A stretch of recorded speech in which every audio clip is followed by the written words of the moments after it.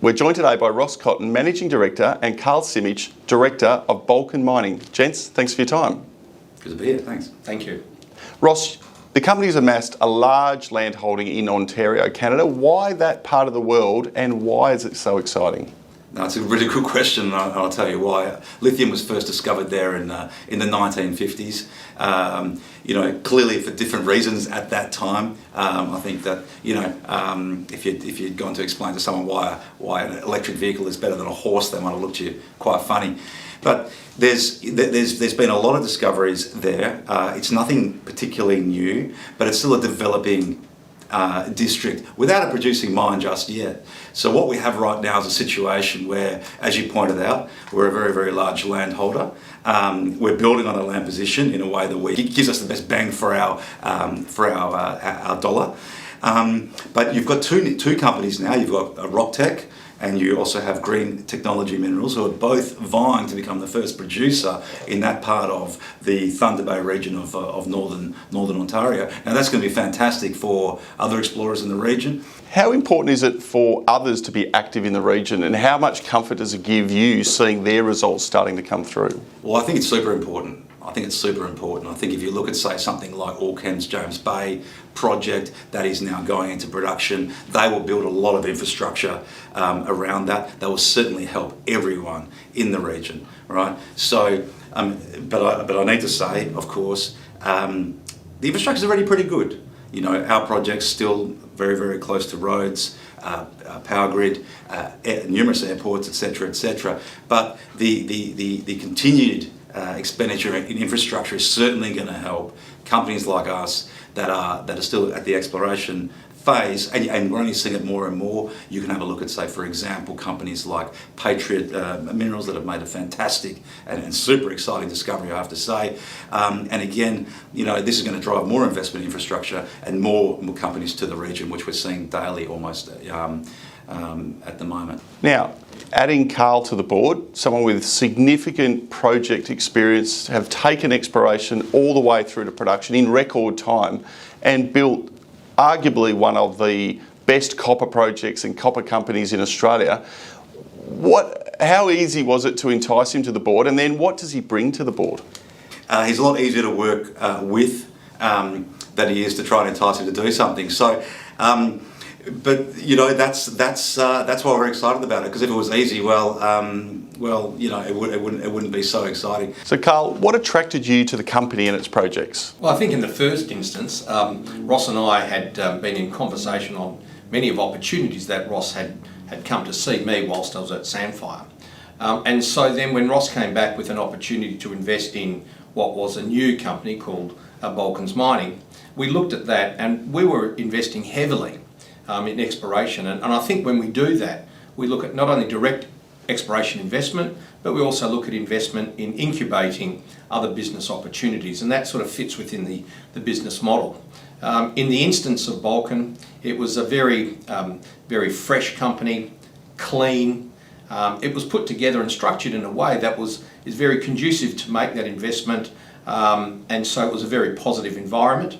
So we helped grubstake a brand new company with some brand new ideas, with a really clean structure and a very good, competent management team, and certainly someone in Ross's capabilities and his interest and his passion for wanting to do this really attracted us to it. So co-invested with another company, and we became a large shareholder. So from the first instance, that was it. And I think really it is a situation where it's a brand new company looking for opportunity, looking for generation of projects, and not having a necessarily fixed idea, but wanting to evolve and develop its business strategy and look for new opportunities, and happy to do the hard work, to take the gloves off and invest in parts of the world. Also in a very important part, which is this energy revolution that we're about to go into. We started it, and it's just going to gather momentum over the next numerous decades. And I think so the opportunity there is to do something fresh again. And my background has been always incubating smaller businesses. While Sandfire was an interesting business, over those last 3.5 decades, I've incubated most of the businesses I've been involved in has been incubating small situations, small ideas, small companies, very little money, but a passion, an idea, and a willingness to actually go forth and take an adventure. And I think, and then work hard to crystallise that. Like you say, you like incubating. Incubating grows and flourishes with the right management team and projects. Do you feel this company has the opportunity to grow and flourish in the way other companies you incubated can do? Oh, absolutely. I think in the case of, I was talking to Ross earlier today, in the case of Balkan, it's starting, it's really beginning of its life to a large extent, as I see it now.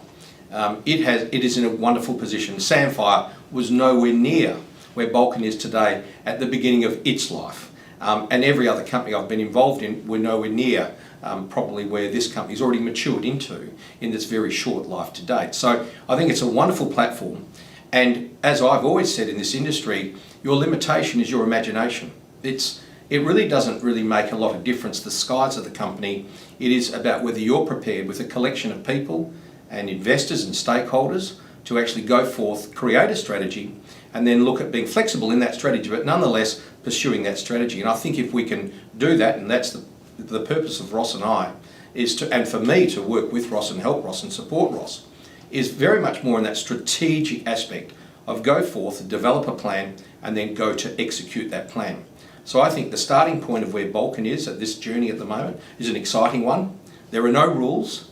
It's available to us, and our limitation is our imagination as a thought process.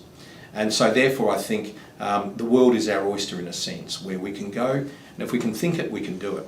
So we'll be looking at the projects that we have got, and Ross has done a wonderful job to already assemble projects in really prospective areas, certainly Ontario and Quebec, and in the energy revolution and lithium space, which is going to continue to grow aggressively.